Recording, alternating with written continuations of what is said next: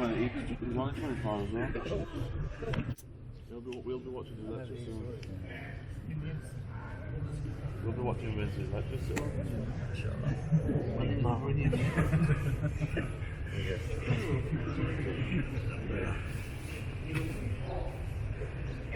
No man, 24 years old.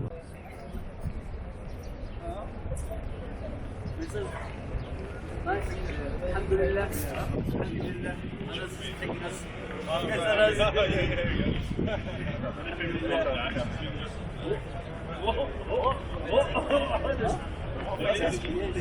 That's how they see it, right? Me and you, do you know that picture what me and you did? Right, Chris, alhamdulillah. Assalamu alaikum wa rahmatullah. Right, Jordan. Assalamu alaikum. Right, Martin. We'll just give salams to the Prophet sallallahu. Alhamdulillah. Alhamdulillah. We just gave salams to the final Prophet sallallahu alaihi wasallam. Sallallahu alaihi wasallam. The seed of the prophets. Yes, alhamdulillah. Time for breakfast. Alhamdulillah.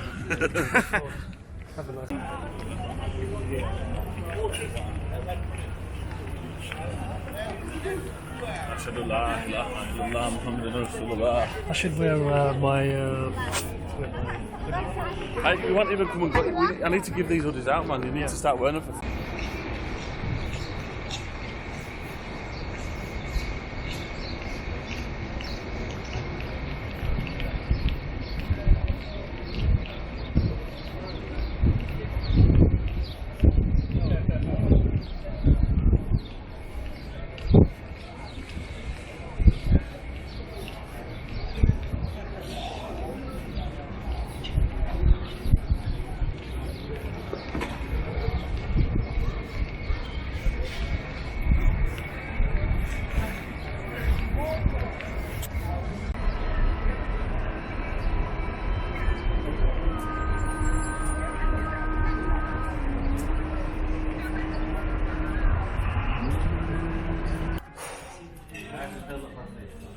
Are we going to have the buffet for dinner? Do you want to have that buffet for dinner? Yeah, why not? Not lunch, dinner. It was everything. Where's that McDonald's? Did you see the buffet? No. Oh yeah, you left us, didn't you? There's something else. You deserted us, didn't you? Last night as well. Well, you wouldn't have a story to tell, would you? We'd be trying to explain it to you and you'd be trying to fathom it. I know, it's not going to be as good when we have I wish we had a video of it as well. No, we have. Like the road going out and then the car. No. I don't think there was any signal out there. No, there wasn't. Just put. And you'll start building up your words. So when you start hearing the Quran, it'll intermittently the Arabic will translate for you. It's amazing, subhanAllah. And the way they've done the Arabic, if you're learning to read Arabic, it's so easy. So just read it. Yeah. And it's done by an English guy, English revert guy. He's the one who got Quran for Dummies. Oh, Islam for Dummies. Yeah. But this book is one of Islam for Dummies? I'll give you an example. There's a beautiful surah. Which one is it? Are you interested in that book? No, I've heard it. What's the sort of stampede? Stampede? Yeah. Al-Fil. I think you're right. The horse is striking hooves. That's how much I knew. Yeah, that's right. That's how much from Oh, the surah. It shows you. So is that title just so people read it? And No, there's a series of books called. Yeah, you can get anything, computing for dummies. What's the surah with the stampeding of hooves? I'd have thought you'd have been well accustomed to it. والعاديات ضبحا, yeah. So you read the surah, والعاديات ضبحا, and it says when the horse is striking hooves and this and that. And I trying to understand what's this about. And it's beautiful because what it's basically saying is Allah saying the people who don't know or are unaware and that they're doing their normal lives, they're the equivalent of somebody in an army camp baking bread, joking, yeah, whilst the attacking army is speeding down on a full cavalry charge into that camp, and any minute now that syringe is going to get ripped to pieces. And it likens it to the people in this world who are heedless, that this stampede is coming, man. And you're there dancing, joking, and then it's all over, subhanallah. When I read that book and I read that explanation, I was like, wow, it was like surreal. Do you get me? Because that's how people are. Amazing analogy, isn't it? Could you just think of that camp, and everyone's joking, and baking bread, and then you've got coming down that mountain, and they're going to rip through the camp and tear it apart. That's death coming. Yeah, exactly. Subhanallah, and it's just seconds away from you, and you're like this, eating bread. You're Allahu Akbar. But when I read that book, I understood it. I couldn't understand it. Yeah. Because it went from horses stampeding down, striking hooves, It's like, what's going on? and then it went to the good deeds and stuff, and I was like, well, I could never get the connect. Similitude. Yeah, Allahu Akbar. So is there a series of books then, or is it just the one? No, it's just Jazama. It's not one So it book? introduces a surah, so you get an idea of what it's kind of telling you. You said it's It's actually for children, isn't it? Yeah. Is that what It's such basic language. I've read it. It's really, Yeah, but when you start to learn Arabic, the way the words have been done, it's just so easy. It just flows. To be honest, even I find it fascinating learning because there's so much information. Yeah. Not just that. And even after it, because it's for school kids, you get questions about what you've just read. Why do you think this? Imagine you were this. How would you feel if this was happening? Which is good for the kids, but for us, it's the story behind the surah. Because the surah then starts to make sense to you. Doesn't it?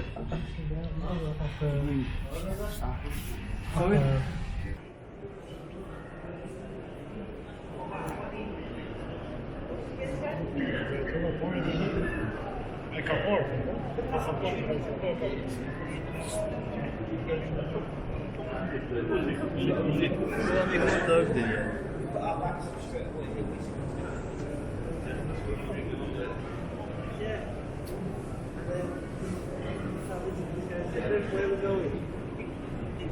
Stop. All right.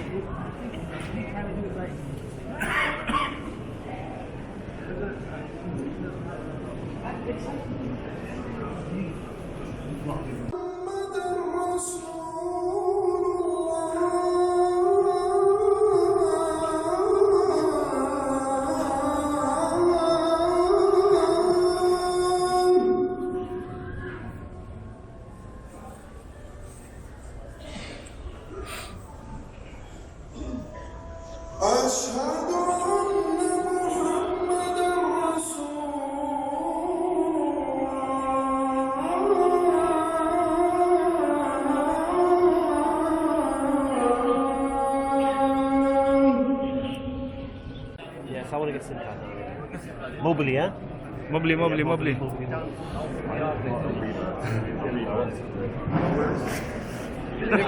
it? Let's get it tomorrow. Okay, I want to play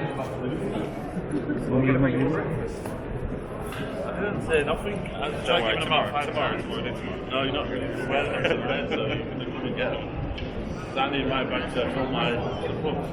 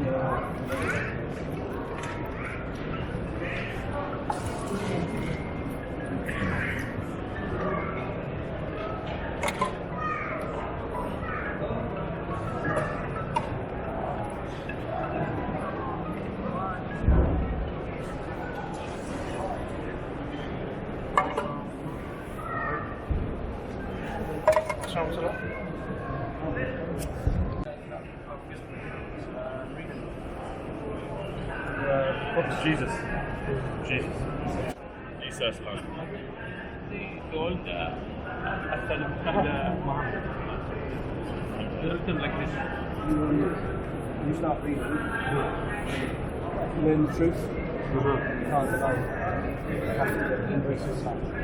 No choice. No choice. All from Allah subhanahu wa ta'ala. Misguided and guides. That's what. يحضرس.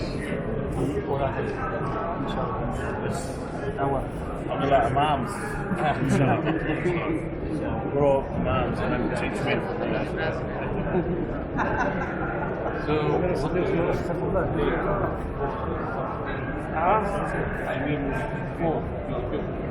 John, what do you do? Oh, no, before Muslim. Before they seen this thing. You know nightclub? Bouncer, bodyguard. Bodyguard, yes. Same. It's our culture. Yeah. Our culture. So, you know bodyguard? Looking at the nightclub. Say assalamu alaikum. Talk about going home and I need to make sure we speak. I think some mentioned that maybe 5 seconds since they say live. Isa, look at these umbrellas, they're closing up. What did you say? He just pointed at my arm went. I went, Jamila.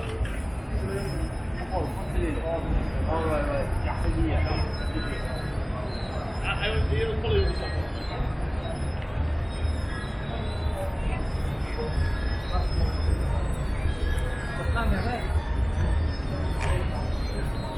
Wow, they're coming down.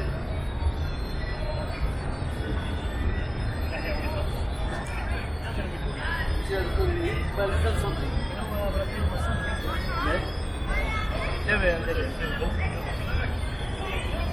Ethan.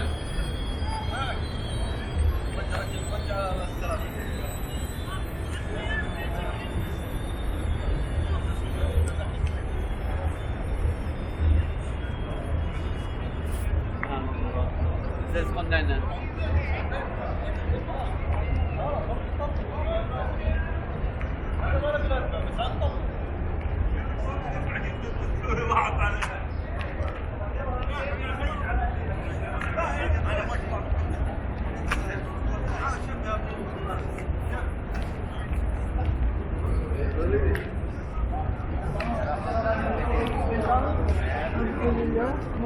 You survived? You survived? I booked a bus. What? I booked a bus. For now? To get to Mecca. Alhamdulillah. 1,000 riyal. Alhamdulillah. It's a Here he 20. comes. Look, there's a sheikh coming. It's a. Hey, Sheikh Isa! I'm taking photos with it. Was you in there as well with Rhoda, yeah? What? Rhoda. Who? This chef. Very famous. Really famous. What's his name again? Sheikh Mohammed Mukhtar al-Shanqiti. Really famous. Is he? Loved by everyone. And so what? He does everything. He does his own. No, once a month. Yeah. His father was one of the big scholars in Medina. He grew up here, he studied, he was a teacher, and then his status, mashallah, went higher and higher, and they took him to the Lajna, the council of the senior scholars. And he's here, this one. The brother's here, yeah? This is now. Big shame,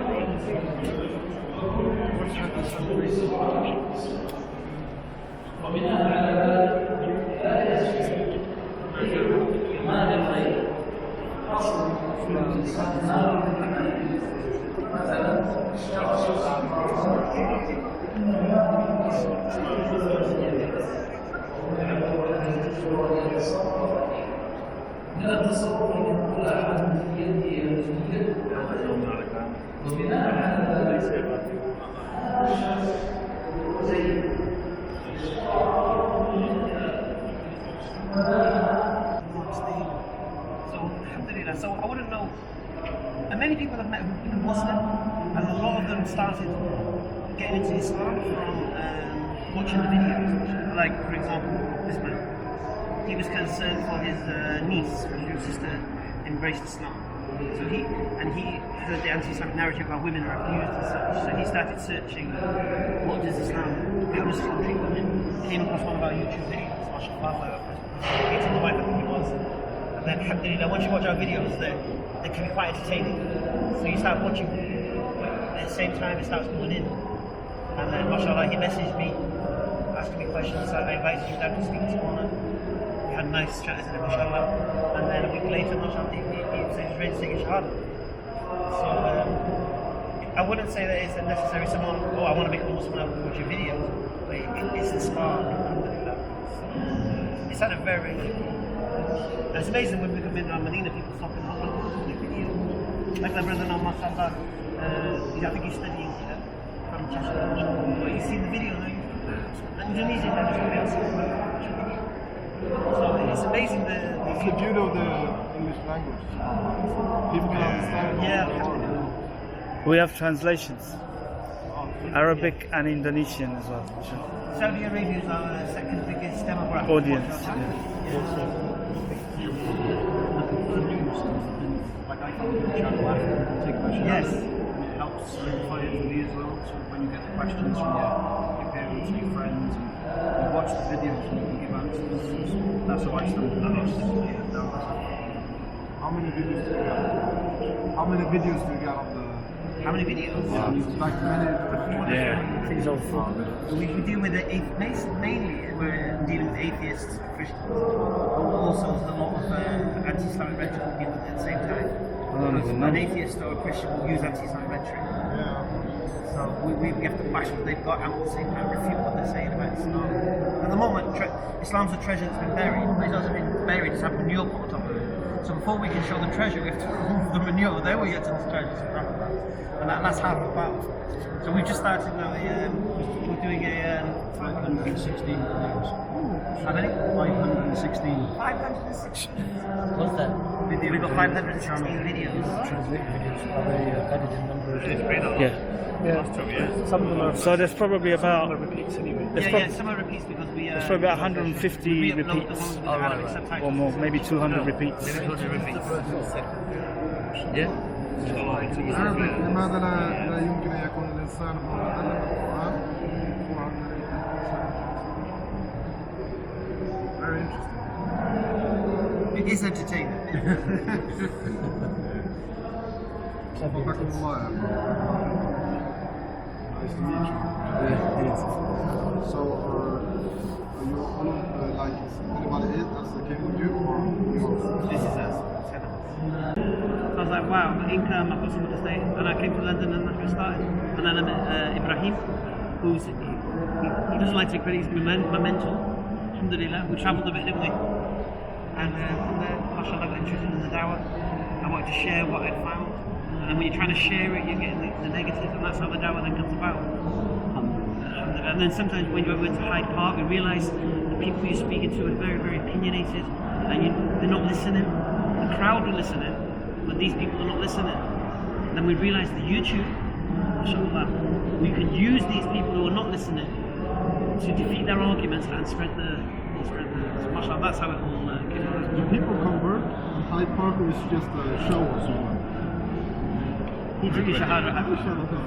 I met my. I never went there. I just seen videos of people like screaming and. Well, there's two videos of Matt. There's one video of Matt when I first talked to him. He come down from Liverpool to the park, and someone I seen him walking around with his Palestinian scarf. Kind of like a Muslim-leaning kind of non-Muslim. You know what I mean? Some kind of sympathy because of the Arafat scarf. So when I started speaking, I got on video, mashallah, a beautiful speech. Then he went back to his and then when another time he was back in the park, and he came down again. I didn't know he was coming down.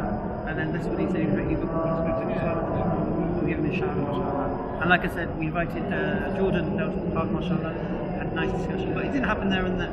It could have, it didn't. But there's a few videos on our channel, Hard Corner, where you'll see the brothers taking the shahada, mashallah. But it's most of the time these boys take this, not like Jordan over the telephone. It just became, as soon as they're ready to accept, take a shahada, mashallah. How do people communicate with you? Like, do they write the channel? Do you give a number there? No, we have a Facebook page also. So we receive a lot of messages through the Facebook page, on personal messenger, and we respond directly. And then what we'll do, if we see they're interested in Islam, I'll then invite them into our Facebook Messenger group where all the new Muslims are. So you can come in there and you can ask your questions, you can say, how did it happen, how do you find it? Some people, mashallah, stick around, others don't. But we've created a kind of, it's not a conveyor belt, but there's a place for them. Like, we've got 2 young boys in it, Jake and Ryan, recently. Now Ryan, he came to the park last year after seeing my videos. I didn't get a chance to see him in the park. And then he went back to Leicester, I think it was. And we found out then a few weeks ago he took a shahada. So it's a lot of people said the videos have inspired them to actually look into Islam and then accept it. Whether I did the shahada or not, it doesn't really matter. It was the usually it's a process of different things. Like, you know, you have somebody speak to you, you have a video, you have listen to the Quran. So yeah, we're heavy on the intellectual, logical side.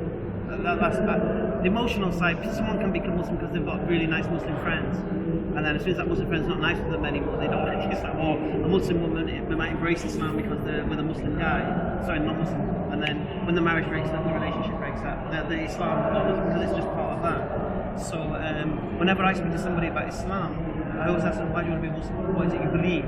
And I always go to the 2 propositions, and you know, a shahada basically, you believe Allah, or a creator. It doesn't have to be Allah at that stage, just a creator, and the proposition that Muhammad sallallahu alaihi wasallam is the messenger of that creator. So once you become intellectually convinced of those 2 things, subhanAllah, like it or like it is what it is. You know what I mean? But at the same time, I think it's important that you have to speak in some kind of emotional way too, because people, human beings, are not always rational. A lot of people that are following their like emotions or anything. So you shouldn't have like only emotions, you shouldn't have only logic, but to try to reach to people's emotions and at the same time to the logic is very important. You know, the whole like pathos, ethos, logos, you know, to connect these kind of things at the same time, it's very, very important. Well, we had a beautiful talk a while back with Ayira, and they were talking about everybody's fitra has a fitra, but it's clouded, and you have to work out what's clouded the fitra. Now, it might not be that they believe we've all for monkeys is what's clouded the fitra, it's the fact that their grandmother died of cancer. And if you speak to them on that level, get to understand that level, that couldn't cloud the fitra. So some people, the logic will uncloud the fitra, but other people, you're right, emotion. You know, most atheists I meet, there'll be some point in their life why they rejected God or blamed God or something like that. Do you get me? That's the thing, you know, like I've been studying about atheists for many years now, and if you read about the biographies of the big atheists, almost all of them had problems with religious people or with their fathers, things like when they were young. You have this professor and psychologist, Paul Witz, I don't know if he wrote a book, it's like Psychology of Atheism. So he wrote about like almost all of the big atheists, like you have like Nietzsche, Schopenhauer, all of this in the 19th century, in the 20th century. Almost all of them had problems with their fathers when they were young. They had problems with religious people, Stalin, Hitler, like so. And most of them, like, that's the big problem that they have. It's an emotional problem. And then they try to clothe it with like evolution theory or some kind of logic argument. If you go down to the deep, you will see that a lot of their problems are emotional. So you have to have some kind of balance approach. Like, I even found that with ex-Muslims, you know, left Islam. You ask them why they left Islam, and within 5 minutes they'll be raving Islamophobes. They'll be talking about the age of Aisha, they'll be talking about all Islam. Why did you leave Islam? Why is it? Do you know what I mean? And then it will boil down to, oh, I was forced to marry somebody, or this, and then I had oppressive parents, or something along the lines, or they were beat up at the mosque, or something like that. That's true. And this is their emotional thing. You know what I mean? I had one guy, mashallah, he was an Iraqi guy, and he left Islam. He said I'm non-Muslim. And I was speaking to him in the Ilford market, and I was talking to him. Wallahi, by the time I cried, I didn't know all this. Why did nobody tell me this, man? He took his shahada again. Because his reason he left completely emotional. And then he asked me, well, why are you? I said, you've run away from what I've run to, and you're running towards what I left. So he asked me, well, why did you? So when I explained it to them, he went, wow, I think this way. Nobody spoke to me, because I wish I'd seen somebody like you. When I was thinking of leaving Islam, I wish somebody like you spoke to me like you, because I'm quite harsh sometimes as well. Yeah, sometimes I was people about not to become. some people need the medicine and sometimes it tastes bad, but I have to give it to them. And he said, well, if I spoke to somebody like you before I left Islam, I would not have left Islam. So I said, well, let's come back. He goes, what? I said, take the shahada, man. And he did, crying, you know. So, alhamdulillah. Okay, before I came to England, I went to England specifically to study political science.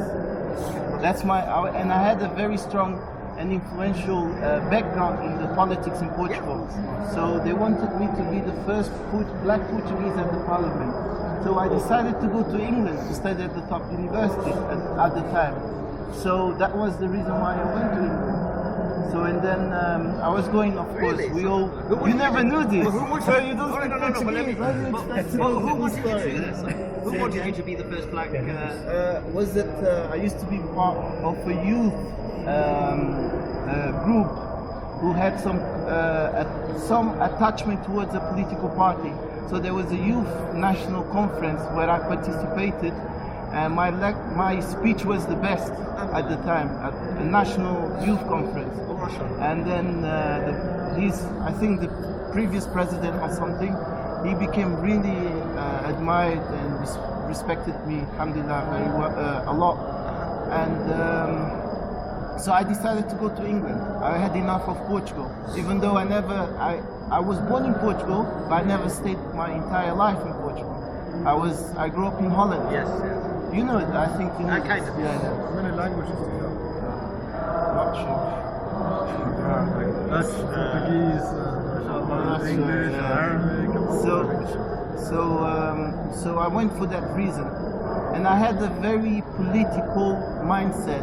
My role models were Malcolm X. I was just thinking, when I said role models, I was like, he will say Malcolm X. Martin Luther King. Mark Scarver? No.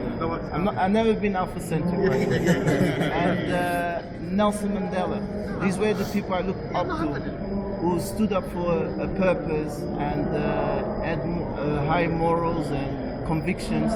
So, and alhamdulillah, being black, I never felt like inferior. I was, alhamdulillah, I was a conscious person, and I knew the history and so on. And I used to fight skinheads, for example. And Muhammad used to be known for that. That's why. No. We different generations. Oh, is it? Okay. And Muhammad, how I got to know about Muhammad, he was a pioneer of the hip hop in Portugal. Yes, right. And the top rapper, the top rapper of Portugal told me about Muhammad.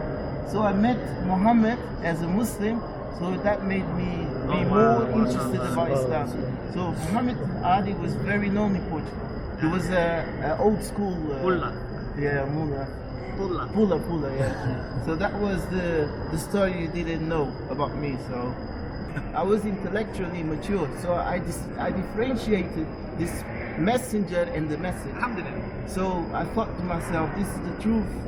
And you know, at the time we have experience in Dawah, you know, when a person is about to take Shahada, Shaitan comes to him and gives him many reasons on now. Look at the way he's looking at you, look what he said to you. So I went through that process myself, and then I realized I'm not trying to please no one except God. So, and in the Portuguese culture we have the concept of God. And recently I met an old friend of mine who used to come to my house, and he told me that once we spoke about Islam, we were both young and non-Muslims, and then he said to me that I told him, I like the Islam and the Muslims, but my only problem is that they believe in Allah, not in God. So meaning we had the wrong concept of Allah being an Arab God or whatever, not being God, the one we know in our culture, Christian and Judaic culture. So I went through various stages. I never told you, but I went to an Arabic school. I was about 16, because I speak many languages and I have interest in culture. So I had interest in Arabic culture and Muslims. So I went to learn. I started to learn. I finished the alphabet, and they were all Muslims. I was the only one non-Muslim. I was about 16, I think. And while they were learning, first they would read Arabic language and learn how to read. and then they would recite Al-Fatiha. So they would go through Al-Fatiha, and I was the only non-Muslim there, so they would skip. They would skip me. I thought to myself, I'm not Muslim, I don't have to do it. So they have their deen, I have my deen, but I want to learn the language. So this was one of my stages. Then I got to know Muhammad Ali, and the Palestinian scarves at the time was something that I used to like, especially for my political background and have sympathy towards Palestinians. And the Portuguese culture, they vote very much in favor of Palestinians. Even if you guys look at Ronaldo, Cristiano Ronaldo, donating and so on, we have this sympathy. It's cultural, I don't know how and why, but we have this inclination towards Palestinians. Maybe with the Andalusian history, isn't it? Well, that was one of the many stages I went through, and which you was the unfortunate one, the worst stage. But that was the worst. Important thing I was is the catalyst, mate. We accept. I was the straw that broke the camel's back. It was about the truth, not about you. So. Yeah. And if the truth comes to you, you have to humble yourself. Well, I can only deliver the medicine in a manner that I believe the patient requires it. I think you needed that. You needed to be exposed. They say Alhamdulillah. The guy didn't fucking well. MashaAllah. Which says more about you than I'm still grateful. I'm so happy to see you here, bro. Alhamdulillah, if I paid a tiny piece of portion of that. It's very interesting to read. If you read the whole Christian history about Christianity, you can really understand why atheism came about. You know what I say? I say you guys have got PTSD, post-traumatic stress disorder. Yeah. I said because when Christianity was the bastion of religion, they crushed you under their iron fist, and science was heresy, and you still believe that religion is that. You think there's a kind of loggerheads. So that's why the atheists, once you got under the fist of Christianity, out of the fist, you never want to go back. I don't like that, but don't worry, this is Islam. Yeah. We like science. It's much deeper than that, too, because you see like people like Thomas Aquinas, I don't know if you heard about it. When that's my name, his, by the way. I got this name. Sure. Akin. That's one of my names. When he wrote his 5 evidences for God, he wrote that these are not evidences that can convince you. These are the ways that the philosophers can speak about God. So he didn't see that these evidences were convincing himself. Yeah. And if you see Richard Dawkins today, when he wrote his book about God delusion, he said like this evidence is not evidence because he didn't really understand that Thomas Aquinas didn't think that this was evidence too. Yeah. So you have big problems when it comes to like the evidences for God and all of these things. And in Christianity, they paved the way for atheism for hundreds and hundreds of years, even before all of the like Inquisition, all these things. It's big problems in Christianity that led to the whole atheism. You see, like if you read the Bible, how Allah subhanahu wa ta'ala is, how they portray Allah subhanahu wa ta'ala, or how they speak about Allah azza wa jal, you can understand that people become atheists. So it's very important that when you speak to atheists, to like one of the first conceptions to make them understand who God is. Yes, and who God isn't. Yeah. I was listening today, Bart Ehrman? Yes. Yeah. He got 3 lectures about how Jesus became God. The second lecture, speaking about a very interesting thing, because he's speaking about miracles. And he says that historians, when he says historians, he means secular historians, atheistic historians. They can never prove miracles because a historian can never speak about God. And he said this is a problem for us because if miracles will be a fact and we can speak about them, we don't have ways to speak about the truth. And that's a big problem. It's the same thing with science, because they say they can only speak about like matter or energy and via mass. If things exist that are not from matter or energy or mass, how can you speak about them? So they have to broaden their whole way of seeing the truth or seeing the whole thing, because they're only looking about in a special corner. They can only look there with like a light here. They don't look at the whole. Well, basically they can just see one pixel. They can't see the screen. Yeah, exactly. That's the whole thing. The blue, to give you that example, the blue lenses, Hamza's example. Hamza's process. He uses as the lenses. But like I said, all I do with the atheist is just set my position. Well, you believe it's your business. I'm going to tell you why I believe what I believe. Now you can't touch it. Now tell me what you believe, why you believe what you believe. Stuck. Why don't you believe it? What, you know, we live in an infinite universe. You know what I'm saying? So, you are right. Most of the atheists, they're not used to explaining their own belief. They're used to attacking other people's beliefs. Yeah. They're not used to being dragged to the old. No, to speak about like, what do you really believe in? No, I want to speak about others, like Christians. No, speak about yourself. And that's a big problem for most of the atheists. Because most of their speech is just like harassing other people.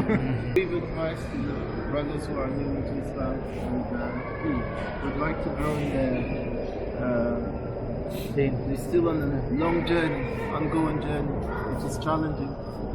And in the West, families and work, subhanAllah, so please show advice.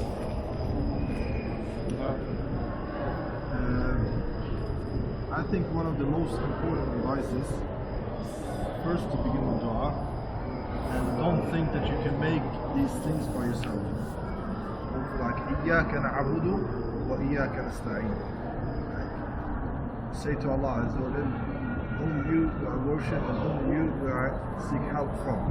So you can really feel that you're in need of Allah subhanahu wa ta'ala. The moment when you feel that I'm smart enough by myself, I can make this by myself, I'm strong enough by myself, I'm not in need of Allah subhanahu wa ta'ala, this is the moment when بداية الانحراف, the beginning of when you start to go away from the straight path.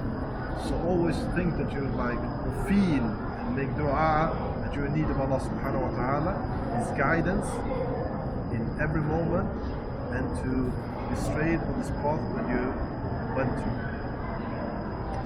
And so I think this is really the most important thing. To always feel your need of Allah subhanahu wa ta'ala and always ask Him to be on the straight path. Like the Prophet ﷺ used to ask Allah subhanahu wa ta'ala to be on the straight path, like some hadith 60, some hadith 100 times a day.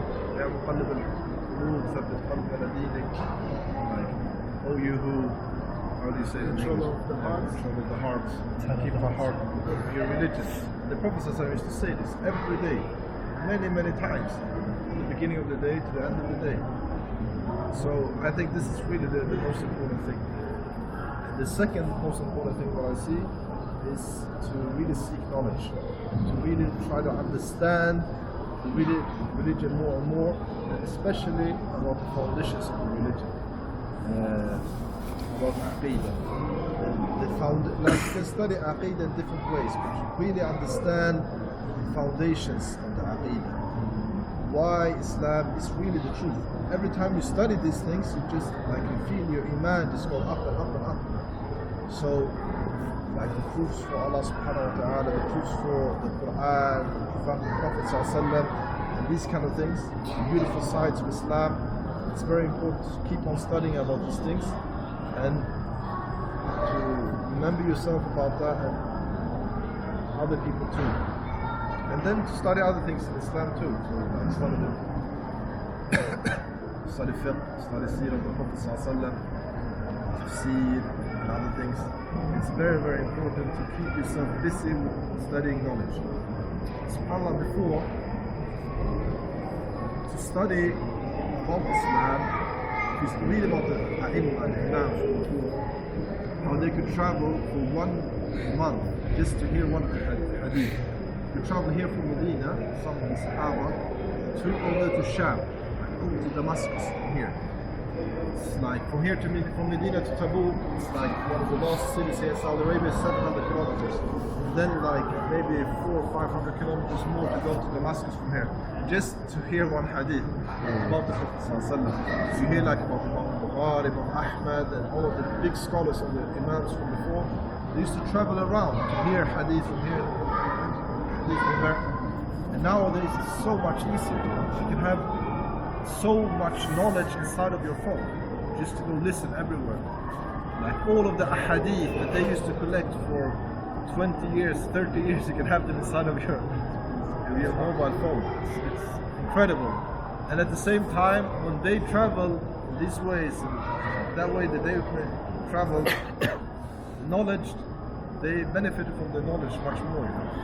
So try as much as you can to, like, every day, in some kind of way, even if it's 5 minutes, 10 minutes, 20 minutes, 1 hour, to study something about Islam, or read something about Islam, or listen to something about Islam, so you can, like, gain more knowledge.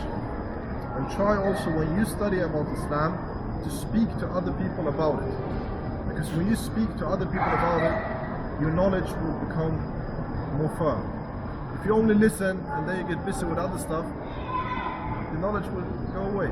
So practice the knowledge by yourself, if it's something that you can practice, and speak to others about it, and you will see that the knowledge will really be a part of you.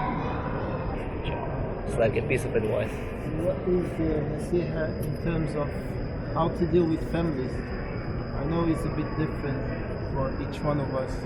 I had my own challenges. I had to leave my groups and those who I was related to and friends. And what is your advice on this? Keeping in mind that Islam doesn't tell you to cut off from your from your parents, and now they disbelieve as you are a believer. We hate them for the sake of Allah. So what is your advice on that? I think if you want to have a good communication with your family, you have to see everything from their perspective. If you only look at your perspective, like, alhamdulillah, I found the haqq now, I found the truth, and khalas, they're off, you know. So you can really have a dialogue with them. You will speak like this, and they will speak like this, and you will never reach each other. But if you start to think like, okay, we live in a certain age, and the media is like bombarding you every day with news about Muslims and new terrorist acts and this and that and this and that, and they see you became a Muslim and you started becoming a practicing Muslim, and this is really scary because what will they do? Like, I don't know, and all of these kind of doubts that are out there.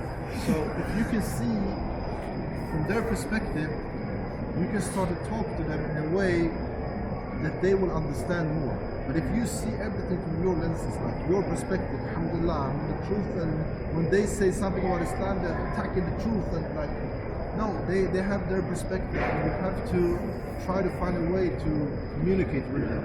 We don't say that they're not on the truth, they don't know, like, they're wrong when they say, but you have to understand how they see it. If you understand, you can find a good way to hold a good dialogue with them, and I think they will understand more.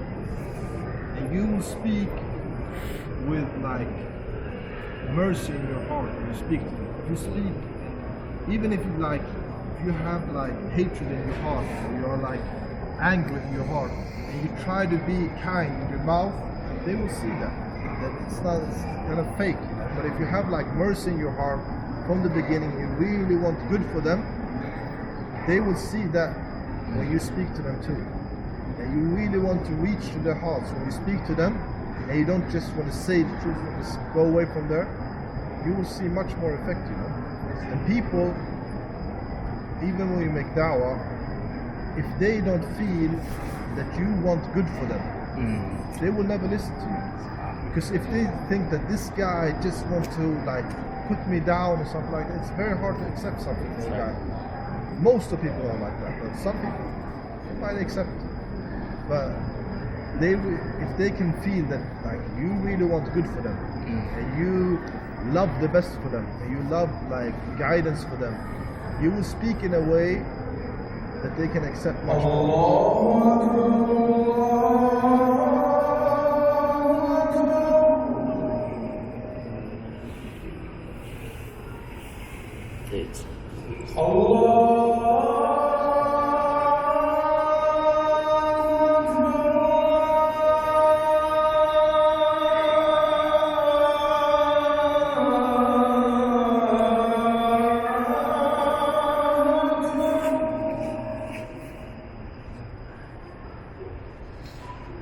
أشهد أن لا إله إلا الله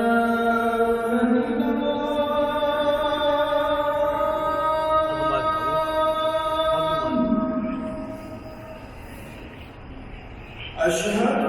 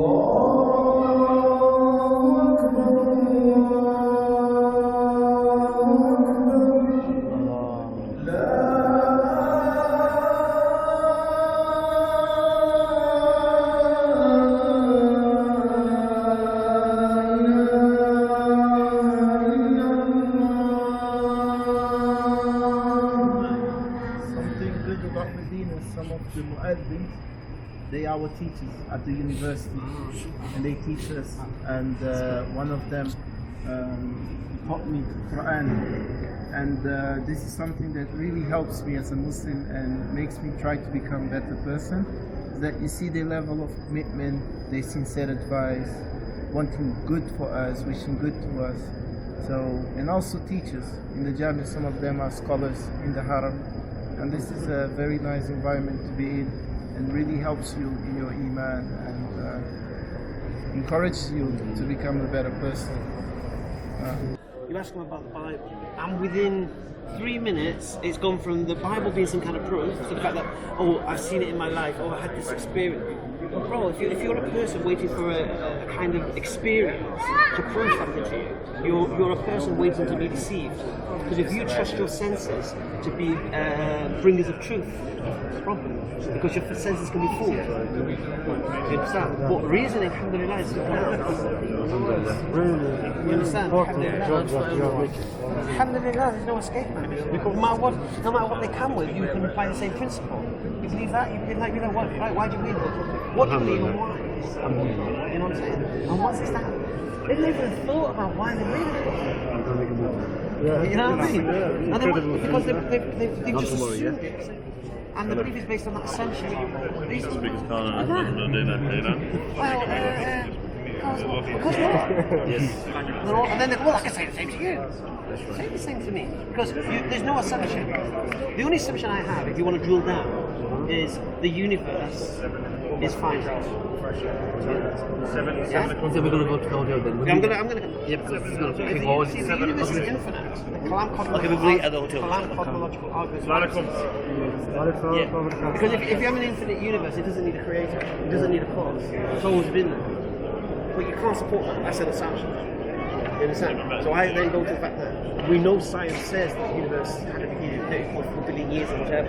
Therefore, it has a cause. If it has a cause, what's that cause? But that, yeah. So the cause, whatever. If you want to go cause and a cause, whatever you want to do, Occam's razor will bring it back to a cause, an uncaused cause. And as soon as you get to an uncaused cause, no one can ask you who caused that. It's uncaused, mate. It has to by necessity be uncaused. And then when you have Muhammad Sallallahu coming along saying, I've received revelation from this uncaused cause. And then you test the claim. Is he lying? Is he telling the truth? Is he crazy? Is he? And when you eliminate the impossible, whatever's left, no matter how improbable, has to be the truth. Was he crazy? Was he deceived? No. Was he a liar? No. Why wasn't he a liar? This is the biggest one. Why wasn't he a liar? Well, first of all, what was his motive to do this, to carry out this lie? And the second thing is, did he have the capacity to fulfill the lie? Of course not. SubhanAllah. So these particular things, I'll be honest with you, these particular things I plan to make a dawah book about. Because this is key. This is key. Because all someone has to believe to be a Muslim is what? La ilaha illallah Muhammad Rasulullah. Alhamdulillah. So the book will be the two propositions, the idea of a creator. And to be honest with you, when you speak to an atheist, you don't even need to flesh that out. Just concede there's an uncaused cause. Call it energy, call it what you like. Jesus.